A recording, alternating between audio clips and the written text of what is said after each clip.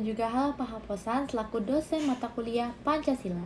Hari ini saya akan buat refleksi pribadi untuk memenuhi nilai tugas individu dalam mata kuliah Pancasila. Nah, sebelum itu izinkan saya memperkenalkan diri. Saya adalah Tiara Francisca Simanjuntak dengan NIM 254504149. Pertama, kesan dan perasaan selama mengikuti mata kuliah Pancasila. Selama mengikuti perkuliahan ini, jujur saya sangat merasa senang dan nyaman karena Pak Haposan selaku dosen Pancasila orangnya humble, baik, dan tidak ribet dalam memberikan tugas. Cara beliau menyampaikan, cara beliau mengajar juga singkat, padat, dan jelas sehingga mudah dipahami. Walaupun jarang ada pertemuan offline karena kesibukan beliau, tetapi kelas tetap terasa seru dan menyenangkan. Dilihat dari cara beliau mengajar dan berinteraksi yang terlihat humoris sehingga kelas tidak membosankan, dan juga metode kerja kelompok yang digunakan menarik. Kenapa? Karena sebelum diskusi, Pak Haposan selalu memberikan pengantar materi terlebih dahulu, jadi mahasiswa tidak bingung dan diskusi bisa berjalan lebih terarah. Secara keseluruhan, perkuliahan ini nyaman diikuti, tidak membosankan, dan cukup membuat mahasiswa mengerti dan memahami materi dengan baik. Selanjutnya, refleksi selama proses PPKM dengan poin A, hal-hal positif atau negatif yang saya alami.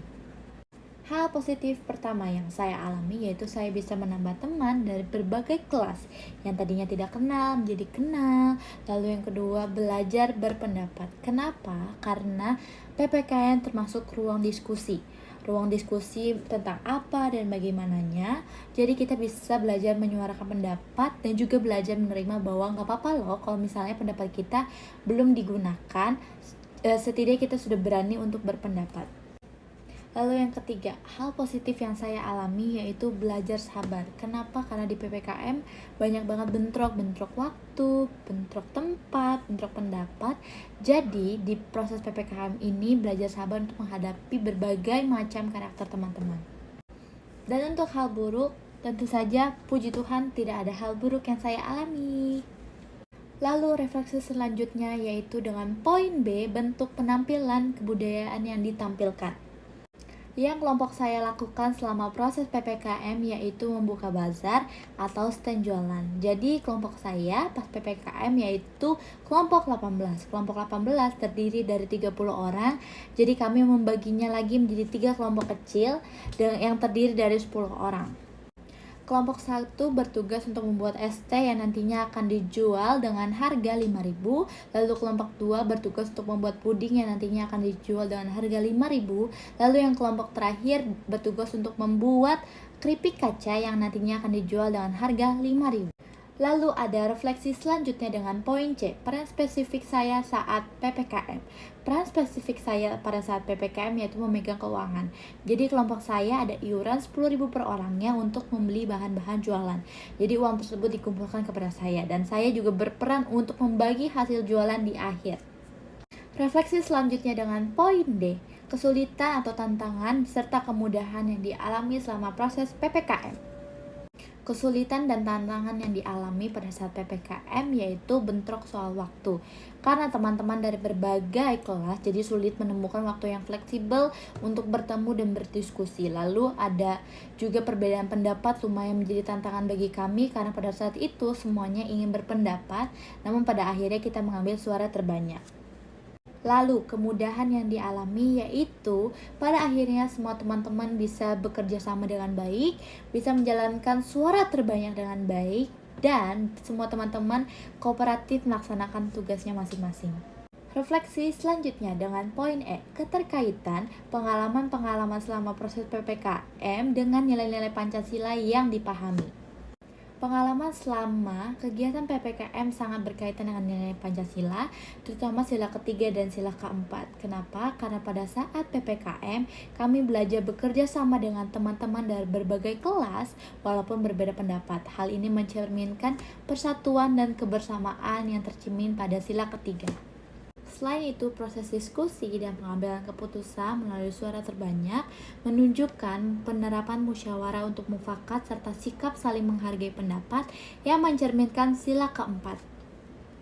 Refleksi selanjutnya yaitu pesan dan kesan selama mengikuti seminar dan festival kebangsaan dengan poin A, pihak-pihak yang saya temui. pihak-pihak yang saya temui yaitu dosen, kakak tingkat, teman-teman dari berbagai fakultas, dari berbagai ras, suku, dan agama. Lalu poin B, bentuk interaksi yang terjadi. Bentuk interaksi yang terjadi berupa komunikasi dan interaksi sosial, seperti saling menyapa, berbincang, bekerja sama, menghargai pendapat, menghargai perbedaan agama, suku, ras tanpa membeda-bedakan. Lalu ada transaksi jual beli dari berbagai fakultas. Refleksi selanjutnya yaitu poin C, pemahaman dan pengamalan nilai-nilai Pancasila pada individu atau masyarakat yang saya temui. Nilai-nilai Pancasila tercermin dari sikap saling menghargai perbedaan, bersikap sopan pada saat berinteraksi, serta menjunjung tinggi nilai persatuan dan solidaritas. Lalu dalam transaksi jual beli juga tercermin nilai kejujuran dan tanggung jawab baik dari penjual maupun pembeli yang menunjukkan pengamalan nilai-nilai Pancasila dalam kehidupan sehari-hari. Lalu yang terakhir yaitu pesan dan harapan kepada generasi muda untuk mengamalkan nilai-nilai Pancasila dalam kehidupan sehari-hari. Pengamalan nilai Pancasila tidak selalu harus dalam hal besar, tapi bisa dilakukan dalam hal sederhana di kehidupan sehari-hari. Di tengah perkembangan zaman yang begitu cepat, kemajuan teknologi serta derasnya pengaruh budaya luar, nilai-nilai Pancasila harus tetap menjadi pedoman pada saat bersikap, bertindak, dan berpikir. Seperti contoh kecilnya yaitu menjunjung tinggi persatuan, menghargai perbedaan suku, agama, ras, dan pendapat. Lalu ada bersikap jujur, bertanggung jawab. Hal-hal seperti itu yang bisa dilakukan sebagai pengamalan nilai-nilai Pancasila dalam kehidupan sehari-hari. Harapannya, generasi muda dengan mengamalkan nilai-nilai Pancasila dalam kehidupan sehari-hari nantinya mampu menjaga persatuan serta membawa nama Indonesia menjadi lebih baik lagi. Demikian refleksi pribadi selama proses PPKM. Saya Tiara Francisca Simanjuntak, pamit undur diri. Mohon maaf bila ada salah kata pada saat penyampaian. Terima kasih.